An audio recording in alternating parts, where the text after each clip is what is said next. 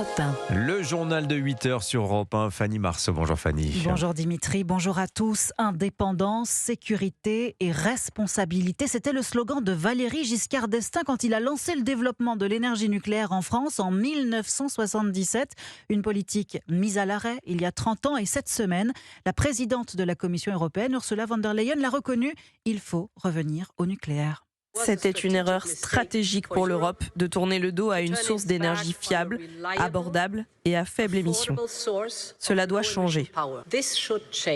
Déclaration faite mardi à Paris. Dans la foulée, la Commission européenne a présenté sa nouvelle stratégie qui prévoit le financement de petits réacteurs nucléaires modulaires, des investissements qui auraient pu être faits depuis longtemps, évitant à l'Europe les crises énergétiques successives si le programme nucléaire n'avait pas été mis à l'écart en 2012. Alexandre Chauveau. C'est François Hollande qui décide sous son mandat de réduire la part du nucléaire dans la production d'électricité de 75 à 50%, conséquence d'un accord électoral passé avec les Verts qui comprend également la fermeture programmée de la centrale de Fessenheim.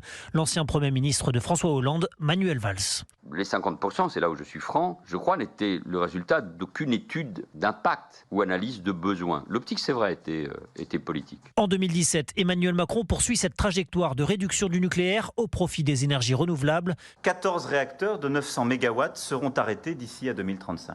Ce mouvement commencera à l'été 2020 avec l'arrêt définitif des 2 réacteurs de Fessenheim. Édouard Philippe signe ainsi le décret de fermeture de la centrale de Fessenheim en 2020 à la tête d'un gouvernement où figurent notamment Elisabeth Borne et Sébastien Lecornu en charge de ce dossier. Ça n'est qu'en février 2022 qu'Emmanuel Macron opère un virage à 180 degrés sur la question et annonce la construction à venir de 6 nouveaux réacteurs. Une décision que la filière juge indispensable mais surtout tardive après des années de désinvestissement dans le nucléaire. Alexandre Chauveau du service politique d'Europe 1. Le maître mot quand on pense énergie, plus encore aujourd'hui en pleine guerre, c'est la souveraineté.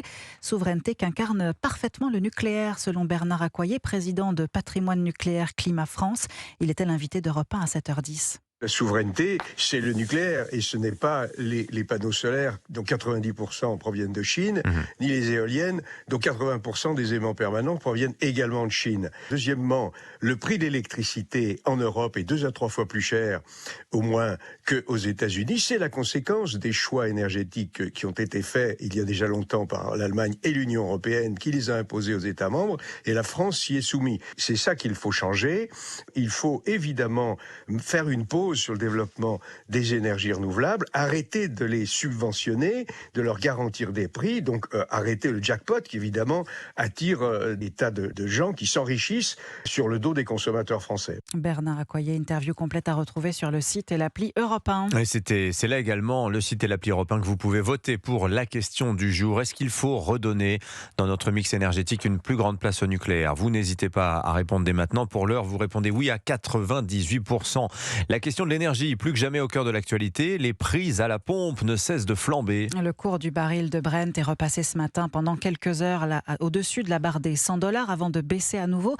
Peut-être l'effet attendu par les 32 pays de l'AIE, l'Agence internationale de l'énergie, qui ont décidé hier de libérer 400 millions de barils des réserves stratégiques de pétrole, dont près de 15 millions en France. Objectif, rassurer les marchés. Malgré la guerre au Moyen-Orient, dont le pétrole est l'une des cibles, il n'y aura pas de pénurie. La guerre dont les frappes se sont poursuivies cette nuit en Iran, mais aussi en Israël et au Liban. On va justement retrouver l'un des correspondants d'Europe 1 à Tel Aviv. Bonjour Jean-Charles Banoun. Bonjour à tous. Jean-Charles, Israël poursuit ses frappes sur le Liban. Beyrouth a notamment été frappée encore ce matin. La bataille contre le Hezbollah est intense alors que Donald Trump annonce que Téhéran est proche de la défaite. Israël ne compte rien lâcher. Oui, alors pour Israël, il est actuellement impossible d'envisager une fin des opérations militaires à court terme, que ce soit en Iran ou au Liban contre le Hezbollah, surtout après la nuit que viennent de passer les habitants du nord et du centre d'Israël.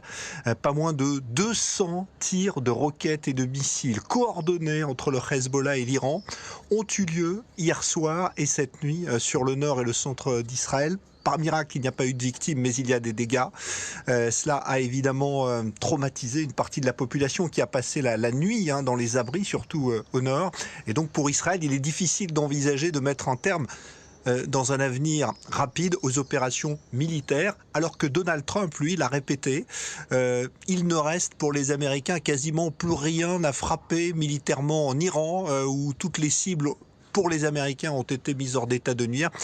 C'est une différence d'appréciation assez importante quand même entre les deux alliés. Et d'ailleurs, l'émissaire de Donald Trump, Steve Witkoff, est attendu dans les jours prochains en Israël pour discuter de la suite des opérations. Merci Jean-Charles Banoun à Tel Aviv pour Europe 1. Notez que côté libanais, le gouvernement déplore au moins 600 morts et plus de 800 000 déplacés depuis le début du conflit. Vous écoutez Europe 1 matin, il est 8h06. L'autre grand titre de l'actualité ce matin, ce sont les élections municipales. Premier tour ce dimanche. Chaque matin cette semaine dans le journal de 8h sur Europe 1, focus sur la bataille municipale dans une grande ville de France. Et aujourd'hui, direction Lyon avec le correspondant d'Europe 1. Bonjour Jean-Luc Boujon.